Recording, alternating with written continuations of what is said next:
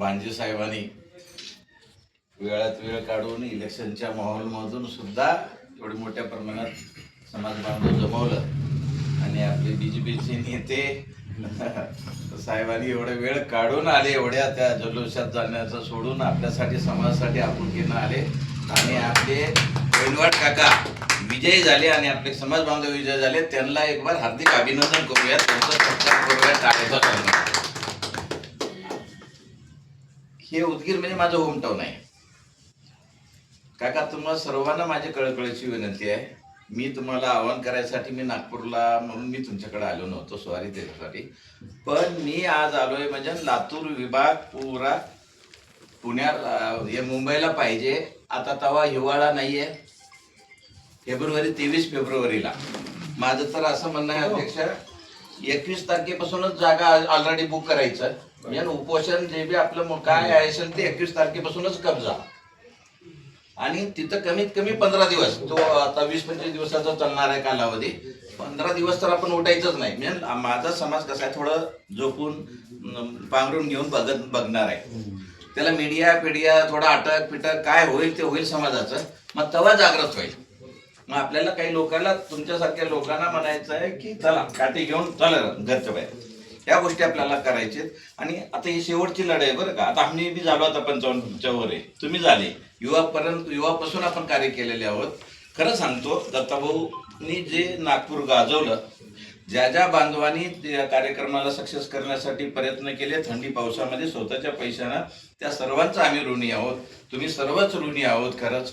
थंडी पावसामध्ये आणि मोहिते साहेबांनी जे गाईड केले ते सगळे घेत असताना त्याच्याबरोबर मी असं जोडतो की तुम्ही आता BJP आहेत, व्यंकट कोयनवेर साहेब काँग्रेसमध्ये असतील, काय असतील, त्या तुम्ही 10-20 लोक घेऊन आमदाराला ते निषेध, नागपूरचा निषेधाचं एक आणि आपल्या मागण्या एक आणि अधिवेशनामध्ये काय मांडायचं आहे तो मुद्दा, तुम्हाला ते ड्राफ्टिंग दिलेलं जाईल, सगळं जाईल, तो मुद्दा देणं गरजेचं आहे. त्यांना ठाकून सांगा, जर तुम्ही अधिवेशनामध्ये जर मुद्दा नाही घेतला तर आमचे तुमचे वैयक्तिक संबंध असले तरी मी वोट टाकतो का नाही गॅरंटी नाही, समाज टाकेल का माहीत नाही, हे स्पष्ट सांगा. कारण की आपल्यासाठी एक आवाज 2 मिनिटाचा त्याला उठवायला काय चाललंय. आपल्या जीवावर तो नगरसेवकाचा आमदारचा मंत्री होतोय, तर आपण नाहीत काय तर 78 वर्ष आपण संविधानिक अन्याय अत्याचार सहन करतोय.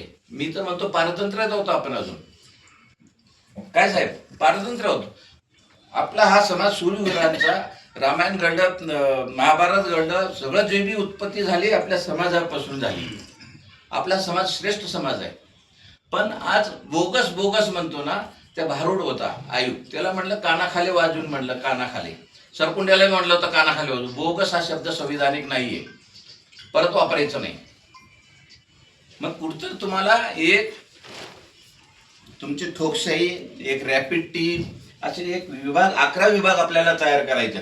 तज्ज्ञवाले, सगळ्या गोष्टी, प्रचारवाले, प्रसिद्धी प्रमुखवाले, या सगळ्या गोष्टी करत असताना आपण मीडियामध्ये कमी पडलाल. तो मीडियाला हॅमरिंग करायचं आपल्याला आणि सतत तुमच्याकडेला फॉरवर्ड. आता तुम्हाला आजपासून माझी तुम्हाला कळकळीची विनंती आहे, कमीत कमी दिवसातून हे 2 महिने 11 लोकांना फोन करायचे, 11 लोकांना मेसेज, नवीन लोकांना धरायचे, वळ काढायची. कोणतं चांगलं पॉझिटिव्ह करते ना त्याला त्याच्याशी संपर्क साधायचा. पॉझिटिव्ह म्हणजे आपल्या एक विचाराचा, अलग लक्षात टिकवायचं असेल तर तुम्हाला पॉझिटिव्ह बरोबर चालावं लागेल.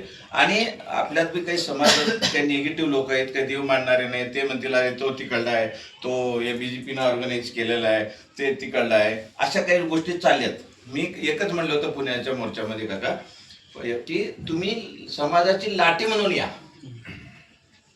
विचार तुमचं एकत्र या. तुम्ही कोण्या पक्षाचं काय मानताय नाही, तुम्ही ते कुठं तुमच्या बरोबर राहू दे, पण तुम्ही समाजाची काठी म्हणून या. जिसकी काठी उसकी भैंस. तुम्ही मला काठी द्या, मी तुम्हाला व्हॅलिडिटी देतो. जसं सुभाषचंद्र बोस म्हणले, तुम मुझे खून दो मैं तुम्हें आजादी दूंगा. मी तर तुम्हाला खून द्या म्हणतच नाही, तुम्ही काठी म्हणून तिथं उपस्थित राहा. ज्याची मेजॉरिटी तिथं दिसेल. महाराष्ट्राचा एक 90 लाख समाज आहे माझा, आपलं म्हणतो बरं का, तिकडले धरून नाही, 90 लाख. 90 लाखापैकी 90 जर हजार आले, 1%, 2%, 10% जर आले तर आपण कुठून कुठवर जातो. 10% यायला काय हरकत नाही. आता फ्री सर्व्हिस बसेस फ्री आहेत, हे सगळ्या फ्री आहेत. आणि उदगीर पहिलेपासूनच उदयगिरी महाराजाच्या पावन स्पर्शाने पावन झालेल्या एवढ्या लढवा या योद्ध्यातून घडवलेला आहे.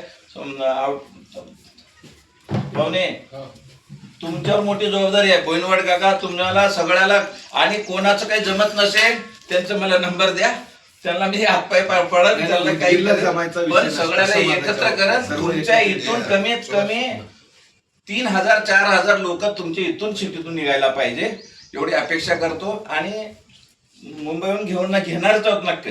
आणि असा जाणं तो वाला नेता.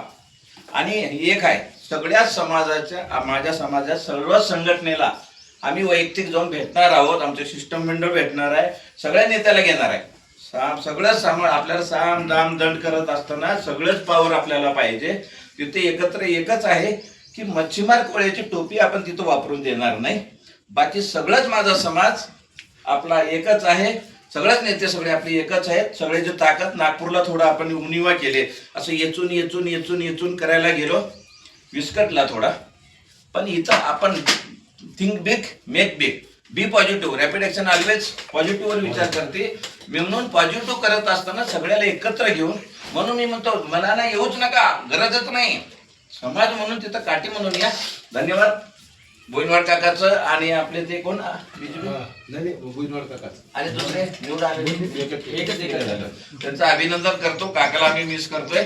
नेक्स्ट विजिटला भेटूयात. आमच्या अध्यक्षांना विनंती करतो की त्यांनी मार्गदर्शन करावं.